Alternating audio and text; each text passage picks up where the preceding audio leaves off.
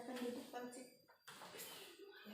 Ibu mohon maaf, mengganggu waktunya sebentar ya Bu. Iya, silakan. Ini kan sebagaimana Ibu ketahui, saya sedang mengikuti program guru penggerak. Iya. Dari awal sampai sekarang alhamdulillah sudah sampai ke modul 8. Modul 8 itu modul 3.1, di mana pada modul ini ada salah satu tugas yang mengharuskan saya untuk mewawancarai beberapa kepala sekolah. Nah, jadi pada kesempatan ini saya mohon maaf sekali mengganggu waktu Ibu untuk mewawancarai Ibu terkait bagaimana seorang kepala sekolah dalam menangani kasus-kasus yang terjadi di sekolah.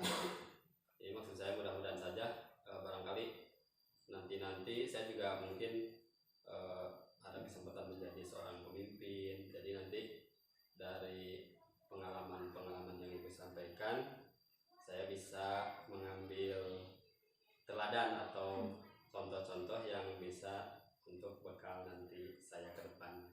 Gitu. Jadi begini Bu, kan di sekolah itu mungkin Ibu juga banyak menangani kasus-kasus yang terjadi. Nah, yang pertama yang ingin saya sampaikan, yang ingin saya tanyakan, selama ini bagaimana Ibu dalam mengidentifikasi kasus-kasus yang merupakan dilema etika ataupun rujukan moral. Dan kasus-kasus yang terjadi itu beberapa macam ya Bu, ya kan, ada yang masuk dilema etika, ada juga yang masuk rujukan moral. Nah, Ibu dalam mengidentifikasi kasus-kasus seperti itu bagaimana? Terima kasih.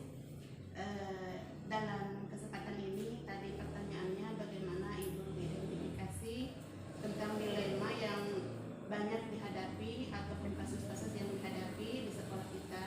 Nah, diantaranya di sini ada dilema etika dan rujukan moral. Nah, cara mengidentifikasinya Ibu lihat dulu dari kasusnya. Nah, kalau kasusnya misalnya dua kasus ini sama-sama baik, sama-sama bisa dipertanggungjawabkan, nah ini ada termasuknya dilema etika. Nah, kalau kasusnya misalnya yang satu baik, nah yang satunya kurang baik ataupun jelek, nah itu termasuknya ke kasus rujukan moral. Nah, itu mungkin cara mengidentifikasi apa yang termasuk dilema etika dan yang termasuk rujukan moral dari kasus-kasus yang dihadapi di sekolah. Ya, terus dari kasus-kasus tersebut, Ibu bagaimana menjalankan dalam pengambilan keputusan kasus-kasus tersebut? Jadi untuk menyelesaikan kasus-kasus yang ada di sekolah, yang pertama Ibu ada beberapa langkah yang akan Ibu lakukan ya. Yang pertama adalah berkoordinasi dengan para dewan guru dan warga sekolah. Terutama kan di sini banyak ya guru-guru yang sudah senior, yang sudah lebih memahami keberadaan sekolah ini ya, termasuk lingkungan masyarakatnya, kemudian karakter siswanya. Mungkin banyak ya guru-guru di sini yang lebih paham ya, yang lebih mengerti terhadap kondisi sekolah. Nah, itu yang pertama, Ibu akan mengadakan koordinasi dengan para guru, jadi diminta masukannya, sarannya, bagaimana penyelesaian kasus yang sedang Ibu hadapi. Di sini kita akan ambil keputusan mana yang terbaik. Nah, itulah mungkin langkah-langkah yang pertama itu. Nanti langkah keduanya adalah mengambil keputusan secara musyawarah. Ibu akan upayakan dari dua kasus ini mana yang lebih sedikit resikonya gitu ya. Dan lebih banyak manfaatnya tentunya Ibu ya. Betul ya, ya berarti itu langkah-langkah yang biasa Ibu ambil seperti itu. Jadi kan bisa saja Ibu tidak serta-merta karena Ibu sebagai pimpinan tetap saja mengambil dari pendapat guru yang lain. Ya, karena kan bisa saja guru-guru justru lebih tahu tentang permasalahan yang terjadi di siswa misalnya Ibu ya. Iya, betul kan, kebetulan Ibu juga kan baru di sini, baru beberapa tahun. Sedangkan di sini guru-guru sudah ada sampai 20 tahun.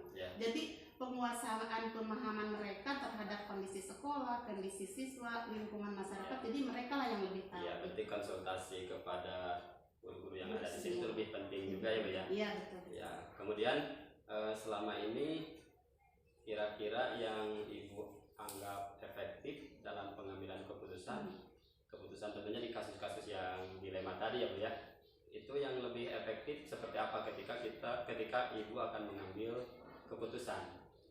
Nah, kembali kepada yang tadi sudah Ya. Ibu jelaskan, jadi masih ada hubungannya dengan hal yang tadi, bahwa dalam atau hal-hal yang efektif menurut Ibu ya untuk menyelesaikan kasus di sekolah, itu yang pertama adanya musyawarah. Jadi adanya bantuan, masukan, ide, pemahaman dari guru-guru yang ada di sekolah kita. Nah, jadi yang kedua juga mempertimbangkan regulasi-regulasi ataupun peraturan-peraturan yang berkaitan dengan kasus ini. Ya, misalnya kasusnya tentang pelanggaran aturan yang ada di